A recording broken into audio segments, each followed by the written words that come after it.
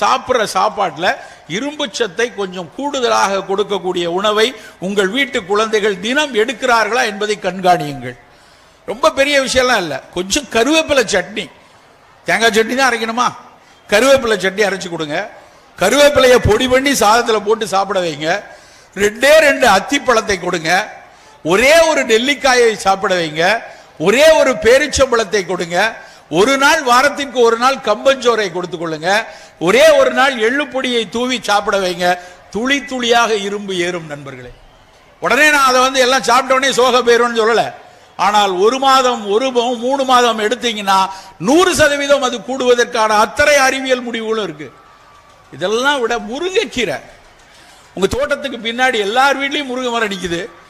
மிக எளிதான, எங்கேயாவது முருங்கைக்கீரை ஒரு கட்டு 400 ரூபான்னு வித்துருக்காங்களா? 40 பைசா 50 பைசா 5 ரூபாய்க்கு கிடைக்குது. அந்த முருங்கைக்கீரையை நம்ம சமைக்கிறதுல தயக்கம் காட்டுறோம்.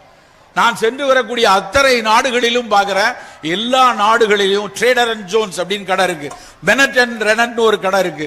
அதே மாதிரி வால்மார்ட்டினுடைய முன்னணியில் இருக்கக்கூடிய கடைகள் எல்லாத்திலையும் விற்கக்கூடிய ஒரு மாத்திரைக்கு பேர் முரிங்கா.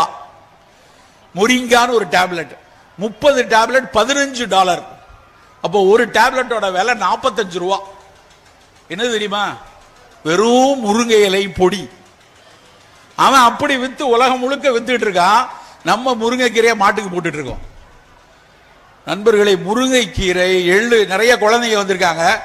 முருங்கைக்கீரை சாப்பிடுங்க, எள்ளு பொடி சாப்பிடுங்க, அத்திப்பழம் சாப்பிடுங்க, மாதுளம்பழம் சாப்பிடுங்க. தினசரி ஒண்ணு இரும்பு சத்தை உயர்த்துவதற்கான நம் வீட்டில் நாம் எடுக்க வேண்டிய மெனக்கடல். 2வது புரதச்சத்து. நம்ம இந்தியர்கள், தமிழ்நாட்டில் இருக்கவங்க நிறைய பேர் சாப்பிடக்கூடிய உணவு புரதம் போதாது.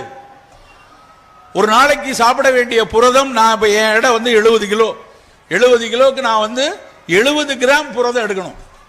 1 கிலோவுக்கு 1 கிராம். சின்ன கணக்கு, பெரிய கணக்குலாம் இல்லை. உங்க எடை தெரியும், உங்க எடைக்கு ஈக்குவலான ஒரு புரதம் கிராம்ல எடுக்கணும். 50 கிலோ எடுத்தீங்கன்னா 50 கிராம் எடுக்கணும். யோசிச்சு பாருங்க. இன்னைக்கு காலையில இருந்து சனிக்கிழமை காலையில் என்ன சாப்பிட்டோம்? 4 இட்லி, சட்னி சாம்பார், கட்டி சட்னி சாம்பார். மத்தியானம் இவ்வளோ சோறு, புடலங்காய் பொரியல். இப்போ ராத்திரி வீட்டுக்கு போனால் 2 சப்பாத்தி, இட்லி, இப்படி தான் கணக்கு போடுங்க. இதில் எவ்வளோ புரதம்னு கணக்கு போட்டிங்கன்னா மீறி போனால் 20 கிராம் கூட வராது.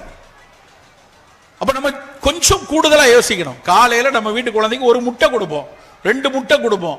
இல்லை முட்டை சாப்பிட மாட்டேன் சார், நான் மரக்கறி ஆளன் அப்படின்னா பன்னீரோ, இல்லை தோஃபுன்னு சொல்லக்கூடிய சோயா பன்னீரோ, வெள்ளை கொண்டை கடலையோ, சோளமோ, சோளம் சாதாரண வெள்ளை சோளம், அந்த சோளமோ, அதையும் விட கூடுதலா புரதம் இருக்கக்கூடிய சோயால தான் தொஃபு வருது, சோயா பன்னீர்.